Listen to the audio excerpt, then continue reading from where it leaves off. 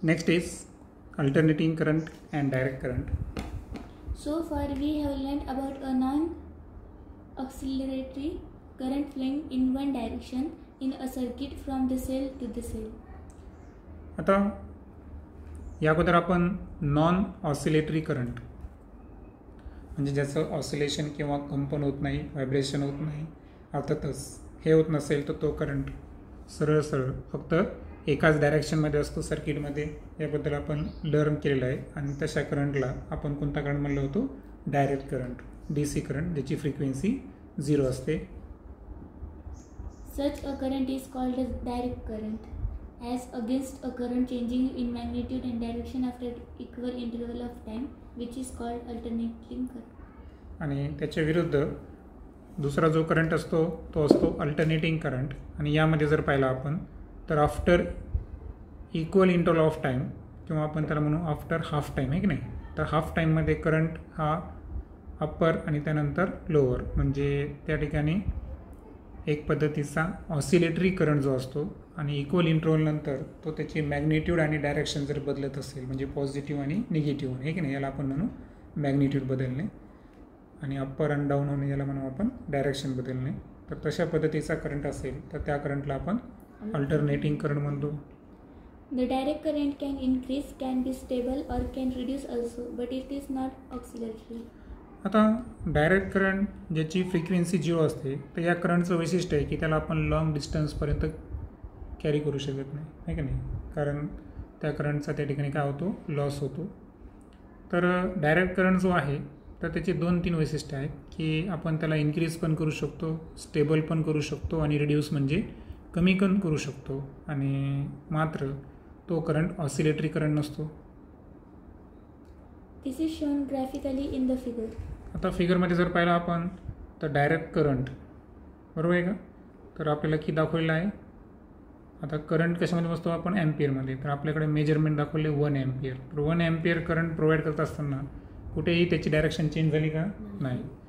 आता या 1च्या ऐवजी आपण याची अमाऊंट 2 ॲम्पियर करू शकतो, अनदर सेल कनेक्ट करून वगैरे, आहे की नाही? रिड्यूस पण करू शकतो, त्याला स्टेबल पण करू शकतो. मात्र हा करंट ऑसिलेटरी नाही आहे. As shown in the graph, it increased to a maximum, then reduced to 0 and increased to maximum in the other direction and again reduced to 0. आता सेकंड करंट जो आहे तो आहे अल्टरनेटिंग करंट, जी तुम्हाला orange line दाखवलेलं आहे. आता हा ऑसिलेटरी करंट हा डायरेक्शन चेंज करतो आहे. कारण 0 टाईमला तो 0 होता, मात्र 0.25ला तो 1 ॲम्पियर झाला. त्यानंतर 0.5 सेकंडला जो त्याची व्हॅल्यू पुन्हा 0 झाली. त्यानंतर 0.75 सेकंडला त्याची व्हॅल्यू -1 ॲम्पियर आणि पुन्हा एकदा 1 सेकंदानंतर त्याची व्हॅल्यू पुन्हा काय झाली? 0 ॲम्पियर. सो अल्टरनेटिंग करंट जो आहे तो इन्क्रीज अगोदर होतो, नंतर मॅक्झिमम लेवलला पोहोचतो, त्यानंतर पुन्हा रिड्यूस टू 0 होतो, पुन्हा increase to maximum in other direction किंवा आपण त्याला म्हणू निगेटिव्ह करंट, आहे की नाही? आणि त्यानंतर ॲक्च्युअल करंट निगेटिव्ह नसतो, फक्त ते रेफरन्ससाठी यावं लागतं. आणि पुन्हा एकदा काय होतो? तो 0 होतो. The oscillation of the alternating current occurs in a sinusoidal manner with time and hence is shown by the symbol. Okay, सिमिलिटीमध्ये वापरतो आपण सिम्बॉल जवळपास. आता एक लक्षात ठेवायचं, ब्रॅकेटमध्ये पण दाखवलं आहे की जे -1, -2 असे जे मॅग्निट्यूड आपण वापरलेलं आहे, तर आपल्याला फक्त काय शो करायची? त्याची रिव्हर्स डायरेक्शन. कारण ॲक्च्युअल त्याची व्हॅल्यू जी आहे ती निगेटिव्ह नसते, फक्त डायरेक्शनमुळे आपण त्याला निगेटिव्ह मार्किंग केलं आहे. त्यानंतर जे अल्टरनेटिंग करंटचं ऑसिलेशन्स जे घडून येते ना, तर ते घडून येतं सिनुसॉइडल मॅनरमध्ये. तर सिनुसॉइडल म्हणजे पहा ना, अगोदर अप्पर, नंतर डाऊन, पुन्हा अप्पर, म्हणजे एक यस टाईप दिसेल तुम्हाला, आहे की नाही? जसं आपण सिग्मॉइड कर्व वगैरे पाहिलेले आहेत ना ग्राफिकमध्ये, तर त्या पद्धतीनं याला म्हणायचं सिनुसॉइडल मॅनर आणि त्याला सिम्बॉल पण या पद्धतीनं रिप्रेझेंट करायचं. Direct current flows in one direction, but the alternating current flows in periodic manner in one cycle in forward and reverse direction. आता परीक्षेला तुम्हाला चॅलेंजिंग प्रश्न येऊ शकतो बरं, की differentiate between direct current and alternating current. Okay, तर या मुद्द्यावरून तुम्ही वाटल्यास काय करा, उद्या तुमच्यासाठी चॅलेंजिंग क्वेश्चन, ठीक आहे? तर कोणताही नेटचा वापर न करता टेक्स्टबुकमधले जेवढेच मुद्दे आहेत त्याच्यावर आधारित ही ॲक्टिव्हिटी करा की डायरेक्ट करंट आणि अल्टरनेटिंग करंट तुम्हाला किती पद्धतीनं तुम्हाला करता येतं. त्याच्यानंतर ही जी फिगर दाखवली ना ग्राफिकची त्यालासुद्धा सॉर्ट करा तुम्ही, माहिती आहे का. पेन्सिलने एकामध्ये डायरेक्ट करंट दाखवा दुसरं स्प्लिट करा याला, हे की नाही, म्हणजे आणखीन थोडं बेटर वाटेल. ठीक आहे. तर पॉईंट आपला असा होता की डायरेक्ट करंट जो आहे तो नॉन ऑसिलेटरी असल्यामुळं तो कसा आहे फक्त वन डायरेक्शनमध्ये आहे, आणि जो अल्टरनेटिंग करंट आहे हा पिरियडिकली त्याची डायरेक्शन काय करत आहे, चेंज करत आहे. दॅट्स वाय त्या मॅनरला आपण काय म्हणू, पिरियडिक मॅनर म्हणू. आणि एका सायकल दरम्यान अगोदर जो वर इन्क्रीज झालेला आहे त्याला आपण फॉरवर्ड डायरेक्शन म्हणू, आणि नंतर निगेटिव्ह होत असताना रिव्हर्स डायरेक्शन. आता फॉरवर्ड टू रिव्हर्स जाताना त्याला शून्यातून जाणं आहे, आणि रिव्हर्स टू फॉरवर्ड जातानाही शून्यातून त्याला जाणंच आहे. Okay. In India, in the power station generating electricity, one cycle changes in 150 seconds. That is the frequency of AC is 50 Hz, 50 cycle per second. आता हे समजून घेण्यासाठी सर्वात महत्त्वाचं नंबर ऑफ रिव्होल्युशन्स महत्त्वाचं. आता आपल्याला माहिती आहे की नंबर ऑफ रिव्होल्युशनला जर आपण टाईमने डिवाइड केलं तर ती काय असते, फ्रिक्वेन्सी. ओके. फ्रिक्वेन्सी फॉर्म्युला काय, number of revolution divided by time. आता या अँगलने विचार केला तर इंडियामध्ये जेवढे काही आपले पॉवर स्टेशन आहे जे की इलेक्ट्रिसिटी तयार करतात, तर त्यांच्यामध्ये अल्टरनेटिंग करंटची एक सायकल जर पाहिली आपण तर एक सायकल कंप्लीट व्हायला किती सेकंद लागतात, 1/50, म्हणजे 1 सेकंदाचा 50वा भाग लागतो. म्हणजे याचा अर्थ एका सेकंदामध्ये किती सायकल होतील, 50 सायकल होतील. आणि दॅट्स वाय पुन्हा एकदा सांगतो की फ्रिक्वेन्सीचा फॉर्म्युला काय सांगितला, number of revolution upon time. Number of revolution किती होते, 50 डिवायडेड बाय टाईम किती होता, 1 सेकंद. 50ला 1ने डिवाइड करा, आन्सर किती येईल, 50 हर्ट्स. आणि हर्ट्स जे आहे हे फ्रिक्वेन्सीचं SI युनिट आहे. When the electric power is transmitted over a long distance, it is beneficial to have it in AC form as it results into minimum power loss during transmission. आता तुमच्या मनामध्ये हा प्रश्न येऊ शकतो की मग इंडियामध्ये पूर्ण करंट हे DC स्वरूपाचं का नाही. कारण DC करंट जे आहे ना तर ते ॲक्च्युअल त्याच्यामध्ये तर आपण पाहिलं की फ्रिक्वेन्सी 0 आहे, याचा अर्थ त्याचं पॉवर कन्झम्पशन पण कमी असतं. मग असं असेल तर का नाही, कारण त्याचं एक रिझन आहे की प्रत्येक ठिकाणी आपण इलेक्ट्रिक पॉवर जनरेट करू शकत नाही. इलेक्ट्रिक पॉवर जनरेट करताना असं पद्धतीचं करंट वापरावं लागेल की ज्याचा लॉंग डिस्टन्सला जरी नेला आपण तरी त्याचा काय नाही व्हायला पाहिजे, लॉस नाही व्हायला पाहिजे. आणि दॅट्स वाय इलेक्ट्रिक पॉवर जी ट्रान्समिट होऊ शकते लॉंग डिस्टन्सला ती फक्त आणि फक्त कोणत्या फॉर्ममधली आहे, AC फॉर्ममधली आहे. DCमध्ये करंटचा लॉस होतो. सो मिनिमम पॉवर लॉस हे ट्रान्समिशन दरम्यान ACचं होतं. तुम्हाला गिव्ह रिझन येऊ शकतो व्हाय की इंडियामध्ये करंट जो आहे तो एक अल्टरनेटिंग स्वरूपाचंच का आहे. त्याच्यामध्ये 2-3 मुद्दे तुम्हाला एक्सप्लेन करावं लागेल. पहिला मुद्दा की त्याची फ्रिक्वेन्सी सांगावं लागेल तुम्हाला, 50 हर्ट्स आहे. दुसरं की त्याच्यामध्ये फॉरवर्ड आणि रिव्हर्स डायरेक्शन हे पिरियडिक मॅनर असल्यामुळं त्या ठिकाणी कोणत्याही प्रकारचं काय होत नाही, लॉस होत नाही. आणि सो ट्रान्समिशन दरम्यान मिनिमम पॉवर लॉस आणि लॉंग डिस्टन्सपर्यंत कॅरी करण्याची असणारी त्याची क्षमता. आणि त्याच्यात आणखीन एक ॲडिशनल करू शकता की आपले जे मोठे गॅजेट्स आहेत ना ज्यांना वीज जास्त लागते तर ते DCवर चालू शकतात का, नाही. या सर्व रिझनमुळं आपल्या इंडियामध्ये करंट कोणत्या स्वरूपाचा आहे, AC स्वरूपाचा. The home supply is of alternating current AC. That's why आपला जो होम सप्लाय आहे तो अल्टरनेटिंग करंट स्वरूपाचा आहे. We have learned in the previous class about the precautions to be taken while using the electricity. Electricity बद्दल precautions आपण पाहिले आहेत की बेअर हँडनं त्याला हात नाही लावायचं आहे की नाही. त्यानंतर पुढं वायर कट झाले असेल आहे की नाही. त्याच्यानंतर आज या चॅप्टरमध्ये पण आपण ओव्हरलोडिंग असेल, शॉर्ट सर्किट असेल, कन्सेप्ट पाहिलं ना, बस तेच प्रिकॉशन असतं. त्यानंतर आहे electric generator. We have seen in the experiments based on electromagnetic induction. आता EMI इलेक्ट्रोमॅग्नेटिक इंडक्शन आधारित आपण एक्सपेरिमेंट पाहिले आहे. The current produced in these experiments was of very small magnitude. आता आपण पाहिलं होतं की कॉईलमधलं करंट डिटेक्ट करण्यासाठी आपण कसा वापर केला होता, गॅलॅनोमीटर. आणि गॅलॅनोमीटर हा कोणता करंट डिटेक्ट करतो, मिली अँपिअरमधला. दॅट्स वाय इलेक्ट्रोमॅग्नेटिक इंडक्शनच्या एक्सपेरिमेंटमध्ये पाहिलं आपण की अतिशय स्मॉल मॅग्निट्यूड असलेलाच करंट त्या ठिकाणी काय होतो, निर्माण होतो. But the same principle can be harnessed for the use of mankind to produce large current. पण तेच प्रिन्सिपल वापरून आपल्याला उपयोगी पडेल असं लार्ज करंटमध्ये सुद्धा आपण लार्ज प्रमाणात सुद्धा करंट प्रोड्यूस करू शकतो.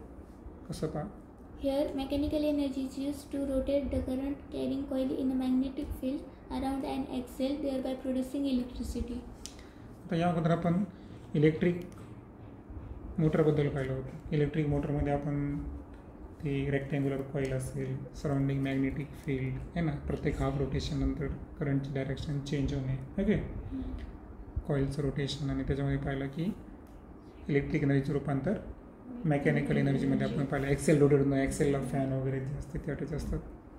आता ओव्हरऑल काय माहिती आहे का, की आता आपण ज्या इन्स्ट्रुमेंटबद्दल बोलायलो तर तो इन्स्ट्रुमेंट कोणता, इलेक्ट्रिक जनरेटर. आता जनरेटरमध्ये काय होणार की जी मेकॅनिकल एनर्जी आहे त्याच्या सहाय्यानं आपण करंट कॅरिंग कॉईल, ज्या कॉईलमध्ये करंट तसंच ना मॅग्नेटिक फील्डमध्ये काय व्हायला, करंट फ्लो व्हायला एखाद्या कॉईलमध्ये, आणि ते आपण मॅग्नेटिक फील्ड जसं की स्ट्रॉंग मॅग्नेट वापरतो है ना, याच्यामध्ये कॉईलला रोटेट करून मेकॅनिकल एनर्जीचं रूपांतर आपल्याला इलेक्ट्रिकल एनर्जीमध्ये रूपांतर करायचं आहे, आणि याच्यामध्ये सुद्धा ॲक्सेलचा वापर असणारच. Figure 4.20 shows a copper wire coil ABCD kept between the two pole pieces of a magnet. आता फिगरमध्ये जर आलो आपण पुन्हा एकदा रेक्टँग्युलर कॉईल ABCD, बरोबर.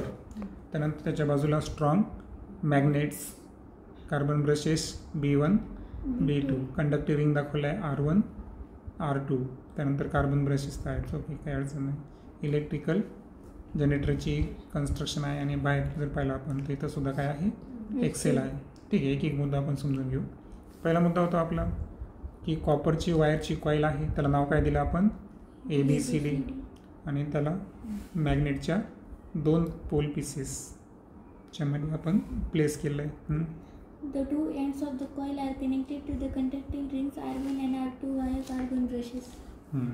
आता कार्बनचे जे ब्रशेस आहेत तर त्याच्यामधून आपण या अगोदर पण व्हिडिओमध्ये पाहिलं होतं की छिद्रामधून काय जातं, हे ना, वायर जाऊ शकतं आहे ना कॉईलचं.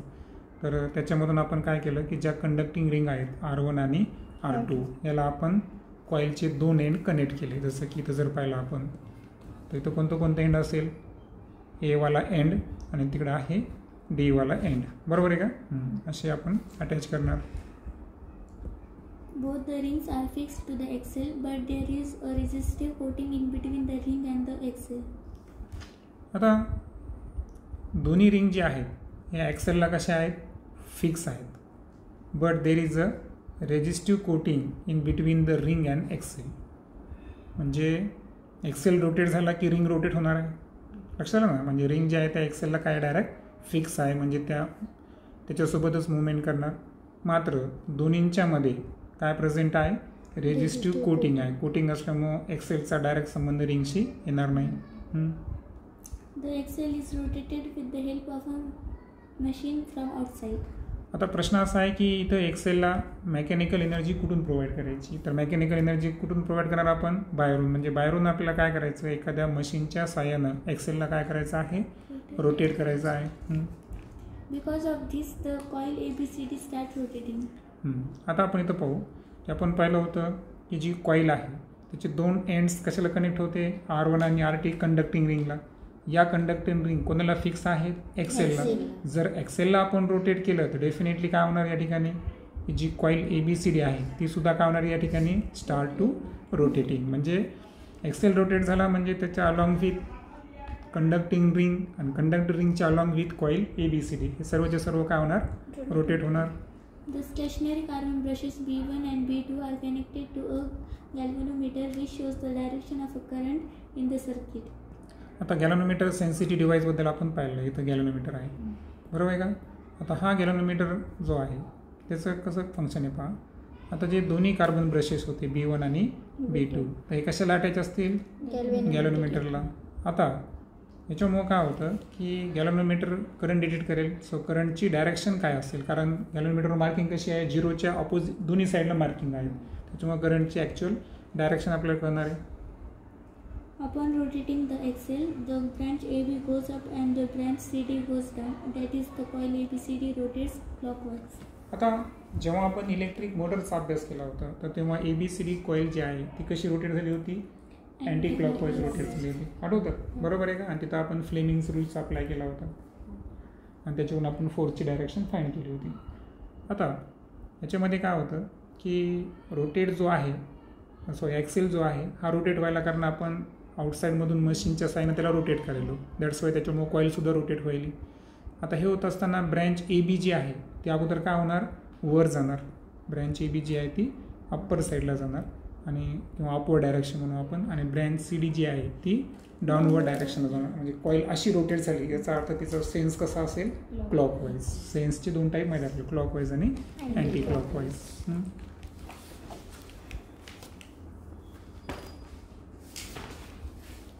According to Fleming's right-hand rule, electric current is produced in the branch AB and CD in the direction A to B and C to D.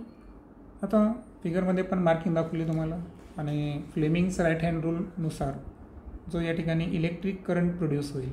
Okay, तर आता पहा जी कॉईल आहे ती कॉईल रोटेट कशी व्हायली?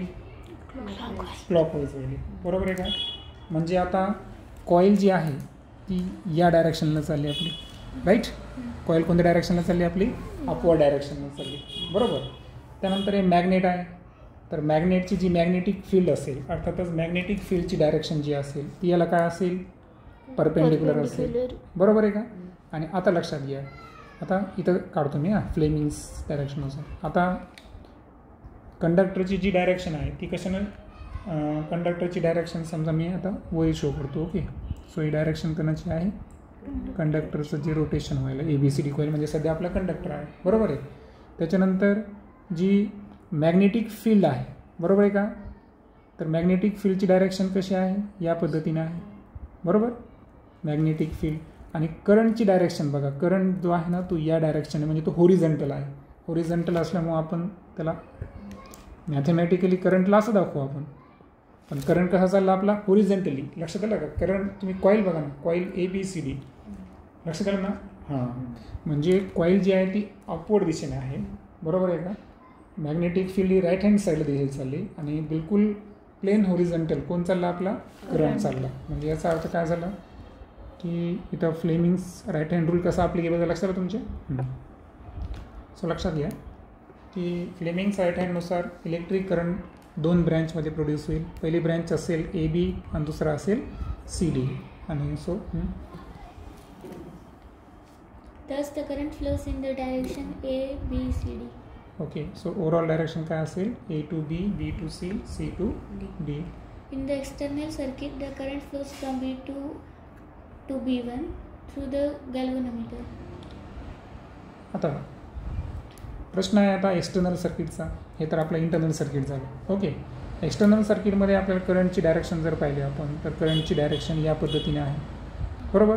आता ब्रश B2 यापासून current काय व्हायला? फ्लो व्हायला लागलं आणि तो कुठे चालला? B1कडे चालला आणि त्यानंतर तो कुठे जाईल? A to B जाईल. म्हणजे एक्सटर्नल सर्किटमध्ये करंट जो आहे हा B1 to B2 आहे का? नाही, तो करंट कसा आहे? B2 to B1 आहे.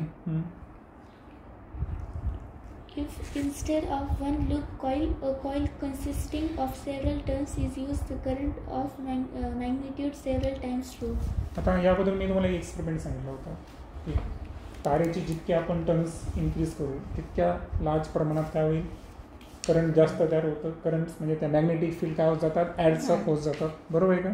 म्हणजे याचा अर्थ एक लूपच्या ऐवजी आपण समजा 100 टर्न घेतले. किती टर्न घेतले?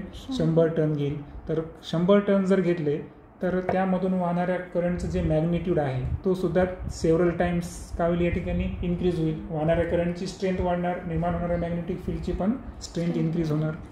After half rotation, the branch AB takes the place of branch CD and the branch CD takes the position of the branch AB. Okay, आता हाफ रोटेशन नंतर जी ब्रँच AB आहे ती कुठे पोहोचेल? ब्रँच CDच्या जागी. आणि CD जी branch आहे ती कोणत्या ब्रँचच्या जवळ आली? AB ब्रँचच्या जागी आली. Therefore, the induced current goes as B to C, C to B, B to A. Okay. आणि जर आपण लिहायचा प्रयत्न केला, समजा आता इथले आपण ABCD अक्षर विसरलो. कॉईल हाफ रोटेट झाली, बरोबर आहे का. आता Aच्या ऐवजी कोणता पॉईंट येईल, D. इथं कोणता असेल, C. त्यानंतर इथे असेल B आणि इथं असेल A. म्हणजे याचा अर्थ जो करंट पहिल्यांदा करंट कसा होऊ लागला होता, D to ABCD असा करंट वाहू लागला होता. हाफ रोटेशन नंतर करंटची डायरेक्शन काय झाली, DCBA या पद्धतीने झाली. आहे तर DCBA. हे केव्हा झालं, हाफ रोटेशन नंतर. But the branch BA is always in contact with the brush B1 and the branch DC in contact with B2. आता याच्यामध्ये एक पॉईंट लक्षात ठेवायचा आहे की हे जरी होत असेल, मात्र जी ब्रँच BA आहे, ओके, BA म्हणा AB म्हणा, ही ऑलवेज कोणत्या ब्रशच्या संपर्क राहणार, B1च्या. ओके. आणि ब्रँच DC जी आहे ही कोणाच्या कॉन्टॅक्टमध्ये राहील, ऑलवेज B2 ब्रशच्या कॉन्टॅक्टमध्ये राहील. Hence, in the external circuit current flows from B1 to B2 that is opposite to the previous half rotation. आणि मग आता सेकंड सिच्युएशनमध्ये काय झालं की आता करंटची आपल्याला डायरेक्शन पुन्हा एकदा फाइंड करायची आहे. ओके. पहा, आता आपण सुरुवातीलाच पाहिलं होतं की AB जो आहे हा कार्बन कोणाच्या ऑलवेज कॉन्टॅक्टमध्ये आहे, B1च्या. म्हणजे ABची तार जेव्हा आपण R1ला जोडली होती आणि XLला जोडली होती ते वायर कशातून गेलं होतं, B1मधून गेलं होतं, बरोबर. आणि CBचे जे आहे तर हे कशातून, ब्रश B2मधून R2ला काय होता, तो कनेक्ट होता अलॉंग विथ XL. आता कॉईलसोबत रिंग रोटेट होणार, XL रोटेट होणार, मात्र काय रोटेट होणार नाही, कार्बन ब्रशेस रोटेट होणार नाही. दुसरा पॉईंट असा आहे की आता BA जरी अपोजिट साईडला गेला असेल, परंतु ती जी वायर आहे ती फायनली कशामधून पास झाली आहे, B1मधून पास झाली. दॅट्स वाय करंटची जी डायरेक्शन आहे, करंट कसं चालला आपला D to C, half rotation नंतर ना, B to A म्हणजे DCBA. त्यानंतर आता येतो तो रिंग R1ला अटॅच आहे, त्याला ब्रश B2शी तुम्ही कनेक्ट धरायचं का, नाही. दॅट्स वाय हा जो येणारा करंट आहे हा कशातून पास होईल, आता B1मधून पास होईल. आणि त्या सेकंड करंटची डायरेक्शन अशा पद्धतीची असेल. मग सेकंड रोटेशनमध्ये करंट जो आहे तो फायनली कशापर्यंत पोहोचला, B2पर्यंत. म्हणजे हाफ रोटेशन नंतर जो करंट आहे हा B1 आणि B2 या मार्गाने त्याने ट्रॅव्हल केला. कारण ब्रशेस स्टेशनरी आहेत, always contact with the individual coil. म्हणजे ABच्या संपर्कामध्ये कायम B1 असणार, कारण तो त्याच्यातून जसं आपण सुईतून धागा पुरतो तशा पद्धतीचं येते. आणि दॅट्स वाय ब्रशेस रोटेट झाले नाही, स्प्लिट रिंग झाली, XL झाला, कॉईल झाली रोटेट, बरोबर आहे का. म्हणून सेकंड हाफ रोटेशन नंतर करंटची डायरेक्शन काय झाली आहे, रिव्हर्स झाली. करंटची डायरेक्शन अपोजिट डायरेक्शन, बघा हाफ रोटेशनमध्ये तो एका डायरेक्शनमध्ये आहे, हाफ रोटेशन नंतर दुसऱ्या डायरेक्शन. म्हणजे करंटचा प्रकार कोणता झाला या ठिकाणी, अल्टरनेटिंग करंट. म्हणजे याचा अर्थ हा जनरेटर कोणता असेल, AC जनरेटर असेल. आणि म्हणून हेन्सपासून वाच पुन्हा एकदा. Hence, in the external circuit current flows from B1 to B2 that is opposite to the previous half rotation. पहिला half rotation B2 to B1 होता है ना, ABCD. आणि नंतरचा जो DCB आहे तो B1 to B2. म्हणजे एक्सटर्नल सर्किट जो होता त्यामध्ये करंटच्या फ्लोची डायरेक्शन काय झाली या ठिकाणी, चेंज झाली. This repeats after every half rotation and alternating current is produced. आता पुन्हा एकदा होईल, पुन्हा हाफ रोटेशन नंतर पुन्हा पहिल्यासारखं असेल, ABCD आणि एक्सटर्नल सर्किटमध्ये B2 to B1. म्हणजे प्रत्येक पिरियडिक मॅनरमध्ये करंट त्याची डायरेक्शन काय करायला, चेंज करायला. That's why this type of generator is called as the AC generator. What will be required to make a DC generator? आता DC जनरेटरमध्ये तर डायरेक्शन चेंज होणार नाही, मग त्याला कसं प्रिपेअर करायचं. The DC does not change the direction in the external circuit. आता एक्सटर्नल सर्किटमध्ये जो डायरेक्ट करंटवर आधारित जनरेटर असतो तर त्यामध्ये DC करंटची डायरेक्शन एक्सटर्नल सर्किटमध्ये चेंज होणार नाही. तुम्ही हे पण मुद्दा ठेवू शकता, AC आणि DC करंटमध्ये तुम्हाला फरक स्पष्ट करायला सांगितलं ना, त्याच्यामध्ये तुम्ही सांगू शकता की AC जनरेटरमध्ये एक्सटर्नल सर्किटमध्ये करंटची डायरेक्शन चेंज होते, DC जनरेटरमध्ये DC करंटची डायरेक्शन एक्सटर्नल सर्किटमध्ये चेंज होत नाही. To achieve this, a split ring is fixed on the axle like a split ring used in electric motor. आता काय करायचं आहे, करंटची डायरेक्शन एक्सटर्नल सर्किटमध्ये चेंज नाही होऊ द्यायची. मग हे करण्यासाठी काय करावं लागतं माहिती का, की जे स्प्लिट रिंग आहे तर ही स्प्लिट रिंग कशाला फिक्स आहे, fix on the axle like a split ring use in a electric motor. Electric मोटरमध्ये आपण स्प्लिट रिंग कॉम्युटेटर पाहिलं होतं, तर तो कायम कोणला अटॅच होता, एक्सेलला अटॅच होता. तर तशा पद्धतीनं इथं काय करायचं, स्प्लिट रिंग हे डायरेक्ट कोणाच्या कॉन्टॅक्टमध्ये ठेवायचे, एक्सेलच्या कॉन्टॅक्टमध्ये ठेवायचं. हां, Because of this arrangement, the branch of the coil going upward is always in contact with one brush and the branch going downwards is always in contact with the other brush. मग आता काय होईल की या अरेंजमेंटमुळे काय होईल की जी कॉईलची branch आहे, okay, branch of coil going upwards is always contact with on the brush one. म्हणजे जी काही कोणता कॉईलचा जोही भाग अपवर्ड चालला तो एकाच ब्रशच्या संपर्कात असेल, आणि कॉईलचा जो भाग प्रत्येक वेळेस डाऊनवर्ड दिशेला चालला तो सुद्धा अदर ब्रशच्या संपर्कात असेल. त्या ठिकाणी संपर्क बदलणार आहे का, नाही. म्हणजे मुवमेंट होणारी कॉईल आहे ना, तर त्याचं पाथ महत्त्वाचं आहे का, नाही, मुवमेंट महत्त्वाची आहे.